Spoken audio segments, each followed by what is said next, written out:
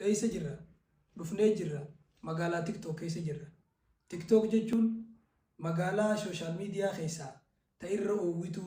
ta'irra hedduu ta'irra guddoo magaalaa keessatti abbaan fedhe dhugaa gurguratu abbaan barbaade kijibatti gurguratu magaalaa abbaan barbaade yeroo isaatti gubu magaalaa abbaan barbaade naamusa isaatti balleessu warra isaatti balleessu ilmaan isaatti balleessu as jirra magaalaa tana keessatti yeroo waa daawwatu heddumminaan waan ati daawwachuu heddummeessitu sii fila TikTok gam tokkoon qaruuxummaadha qaba afaan ati filattu biyya ati filattu gosa namaa kaa ati filattu sii dhiyeessa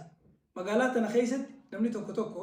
bineensa gurgurata bineensa garsiisa jawwee jaldeessa waraabeessa bineensa fokkota tokko waan nama rifachiisu garsiisa tokko waan nama sodaachisu waan nama gammachiisu agarsiisa tokko immoo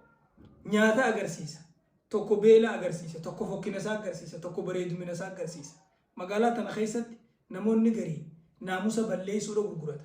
namoonni garii hofla gurgurata garii boocha gurgurata gariin namaa wallee gurgurata garii immoo hojiin isaa as keessatti komadiidha gariin namaa hojiin isaa as keessatti barsiisu nama gorsu amala gaarii jechoota hayyootaa fidee asirratti si facaasa abbaan bu'aan fedhes keessaa gurrata gariin namaa waan sammuun namaa yaanne waan godhamuun qabne waan hojjetamuun qabne ka kophee muree distiin naqee affeelu garta garii waan hin taane hojjetu garta garii waan ta'uu qabu hojjetu garta kanaaf dhaamsi xiyyaa namni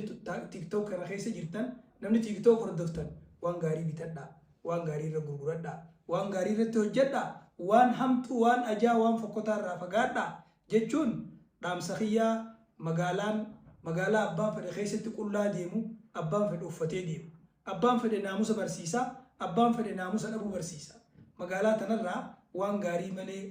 waan fokkottuu hin bitatin waan gaarii malee waan hamtuu keessatti hin hojjetin wanni ati beekuu qabdu yeroon ta'e waa hunda jiruu ta'e keessatti waan irra qaalii ta'uu beeki ijji ta'e sammuun kee